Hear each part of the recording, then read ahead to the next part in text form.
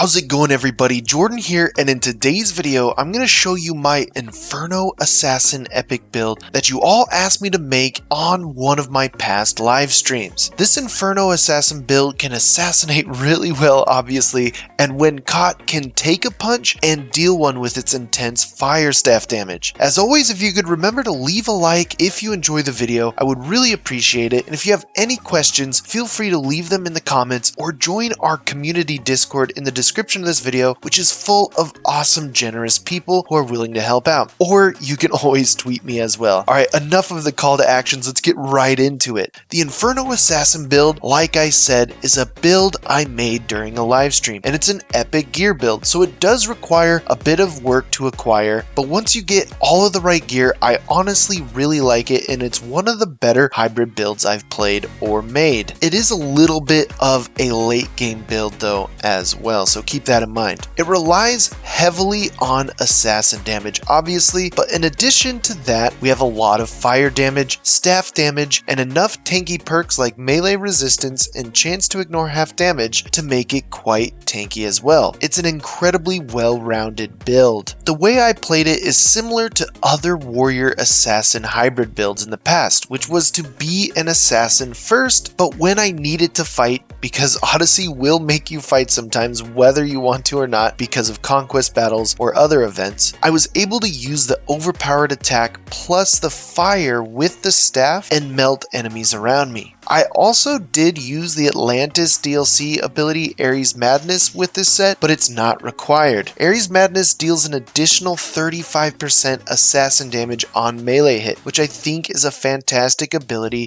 for any assassin build looking for a quote get out of jail free card in terms of warrior ability. If you're caught in a bad situation, you can turn Ares Madness on and you can quickly mop up enemies without having to worry about being one-shotted. Again though, it is a DLC ability and it's not required to make this build or get the most out of it. It's just fun to use if you have the DLC. The reason I chose fire was, first, to be honest, it's to shake it up. Again, I've been stuck in a rut of trying to make all assassin builds use poison because technically for the numbers it's more optimized. But towards the late game on Nightmare, damage isn't hard to come by, and sacrificing a bit of damage or optimization for a different experience is what I'm going after. Plus, the fire damage over time is stronger than poison with its armor piercing, and when matched with the staff overpowered attack, you can turn an entire group of enemies on fire and kill them super quickly as an assassin. Alright, let's go right into the build details here. So our primary weapons are going to be the same. They're going to be an epic staff with warrior damage, damage with staves, fire damage, and then crit damage on them. Again, you can look for a staff with any one of those two in there and then engrave the third if you want to. Now, to keep in mind, some of you have asked me, where do I get this specific gear? These are randomly generated gear, but we have a list of specific epic gear that's dropped throughout the game with fixed roles in our Discord community, so be sure to join that and ask. I plan to make a video about all of them, or at least a webpage, because Tetracycloid, our community moderator, has found that there's over 200 of these items, and it might be really hard to do them all in a single video. For the bow, we're running with assassin damage, fire damage, crit chance, and then I'm engraving more assassin damage on it to help with the one-shotting assassinations of mercenaries. For the head, we have assassin damage, chance to ignore half damage, fire damage, and then I engrave 20% crit chance while at full health. On the arms, we have assassin damage, melee resistance, crit damage while at full health, and then crit damage here as well. That melee resistance is going to help really well with the warrior side of this particular build.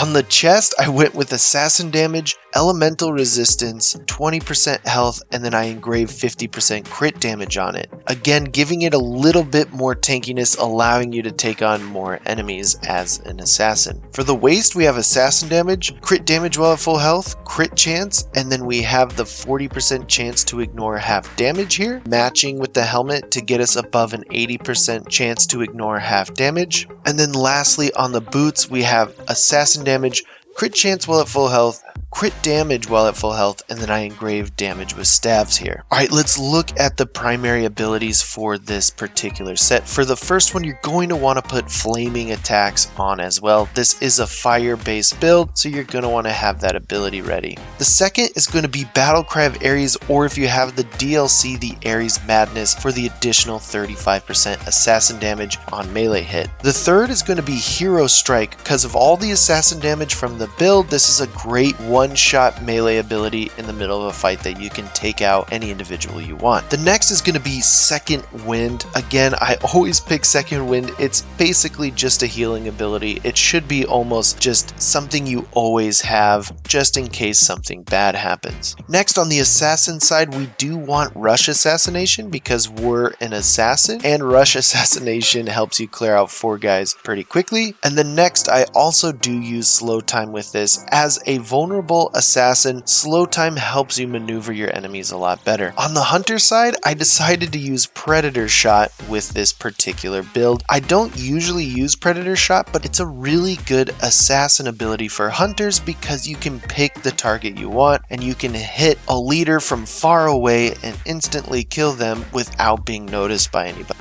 Alright, let's look at the abilities. As always, if you don't have as many points as I do, just focus on the first few that I mentioned, and then if you do have the extra ability points, you can put them into the rest. But it's really up to you. I perceive masteries as a way to kind of augment or boost weak areas in your build should you need it. First one is I put 20 points into chance to ignore half damage to make sure it gets to a full 100% chance. It's not necessary, 80% is more than enough, but I did that because of my additional ability points. The next, you're going to want to put points into crit chance while at full health, crit damage while at full health, and damage while at full health for your assassin playstyle. Next, putting points into chance to do 25% assassin damage on melee hit is another fantastic ability, and then damage when attacking from behind, and then finally damage on elites and bosses. On the warrior tree, putting some points into damage dealt restored as health helps with the warrior part of the build, and then for the tanky part of the build, putting some points into health, total armor, melee resistance, and then even fire damage will help squeeze more damage and tankiness out of this build for you. And then lastly, if you're looking for more crit chance and crit damage on the hunter tree, putting some points into crit chance or crit damage will also help increase your overall damage with this particular set. Alright, let's look at the stats. As always, in the description or the card of this video, you'll notice that there's a link to our builds.ac website with the build creator that you can look at on your phone or on the desktop, so you don't have to pause the video or come back and watch it unless you really like it. So let's get into the main details. The first I'm going to look at are the critical modifiers. We have an 87% crit chance at full health, which is really good for an assassin, and when we do crit, we're dealing a 660% damage as well. This is really great for on melee hits and for assassins. Now on the elemental modifiers,